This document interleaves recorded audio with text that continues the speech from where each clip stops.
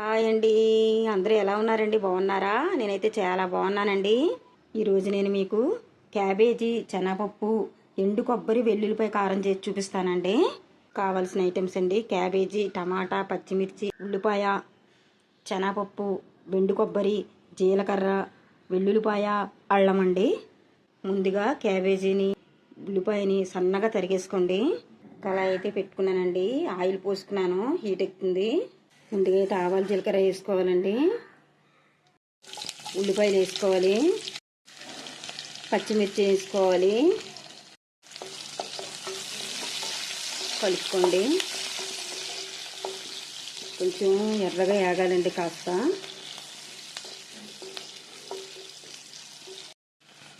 పసుపు వేసుకోవాలి, కలుపుకోండి.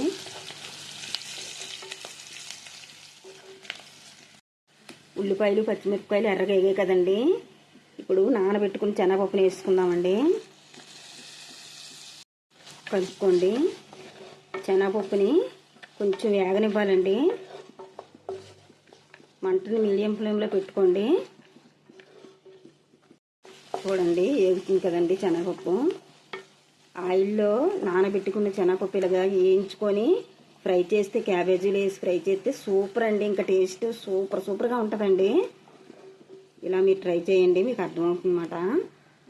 శనగపప్పు కాస్త వేగిందండి. ఇప్పుడు క్యాబేజీ వేసుకుందాం.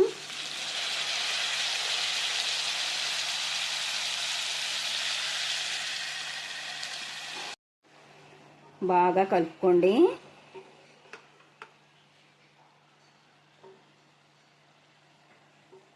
బాగా కలుపుకొని మూత పెట్టుకొని మగ్గబెట్టుకోండి. మంటని మీడియం ఫ్లేమ్లో పెట్టుకోండి.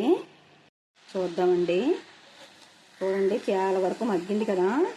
ఇప్పుడైతే సాల్ట్ వేసుకుందాము. బాగా కలుపుకోండి. సాల్ట్ వేసుకోండి,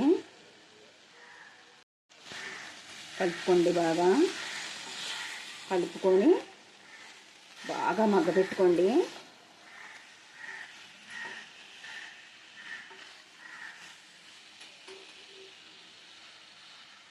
సాల్ట్ మొత్తం కలిసేటట్టు కూరకి కలుపుకొని మూత పెట్టుకొని మగ్గబెట్టుకోండి. చూడండి, బాగా మగ్గింది కదండి. ఇప్పుడు టమాటా వేసుకుందాం. టమాటాలు వేసుకుందామండి. కలుపుకోండి. బాగా కలుపుకొని టమాటా కూడా సాఫ్ట్గా మగ్గేటట్లుగా మళ్ళీ మూత పెట్టుకొని మగ్గబెట్టేసుకోండి. చూద్దామండి. టమాటా కూడా బాగా సాఫ్ట్గా మగ్గిపోయింది. ఇప్పుడు కారం వేసుకుందామండి. మీ కారానికి తగ్గట్టుగా మీరు వేసుకోండి. కలుపుకోండి. బాగా కలుపుకొని కారం కూడా బాగా మగ్గాలండి. బాగా కలుపుకొని మళ్ళీ మూత పెట్టుకొని మగ్గబెట్టుకోండి. చూడండి, కూర బాగా మగ్గింది. కారం కూడా బాగా మగ్గిపోయిందండి. ఎండు కొబ్బరి, వెల్లుల్లిపాయ, కొబ్బరి కారం ఇప్పుడైతే వేసేసుకుందామండి. ఇలా బరగ్గానే దంచుకోవాలి. బాగా కలుపుకోండి. కలుపుకొని ఈ కొబ్బరి కారం కూడా బాగా వేగాలండి. కాసేపు మగ్గితే సరిపోద్ది. మరీ అంతలా మగ్గించే అవసరం లేదండి. ఎందుకంటే ఫ్లేవరు ఉండాలంటే కొంచెంసేపు వేగితే సరిపోతుంది అన్నమాట. ఎక్కువసేపు వేగితే ఫ్లేవరు అంతలా అనిపించదు. కూర అంతా బాగా మగ్గిపోయిందండి. ఇప్పుడు కొంచెం కరివేపాకు వేసుకుందాం. కొంచెం కొత్తిమీర వేసుకుందామండి. కలుపుకోండి బాగాను. చాలా చాలా చాలా టేస్టీగా ఉంటుందండి కర్రీ. సేమ్ నేను ఎలా చేశాను మీరు అలా చేయండి. టేస్ట్ అయితే సూపర్ అండి. చాలామంది క్యాబేజీ తినడానికి అసలు ఇష్టపడరండి. మాకంటే చాలా చాలా ఇష్టం అండి.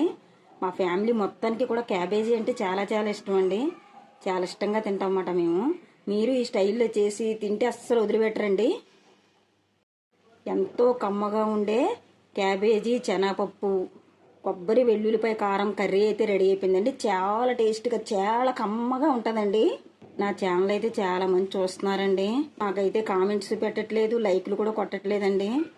మాలాంటి వాళ్ళకి సపోర్ట్ ఇచ్చి మీరు ముందుకు తీసుకెళ్తూ ఉంటేనే మేము మంచి మంచి వీడియోస్ అన్నీ పెట్టగలుగుతామండి. మాకు కూడా ఇంట్రెస్ట్ కూడా ఉంటుంది కదండి. అందుకే మీకు రిక్వెస్ట్ చేస్తున్నాను అనమాట. నా కొత్త ఛానల్ను లైక్ చేయండి, షేర్ చేయండి, సబ్స్క్రైబ్ చేయండి please. Thank you so much అండి.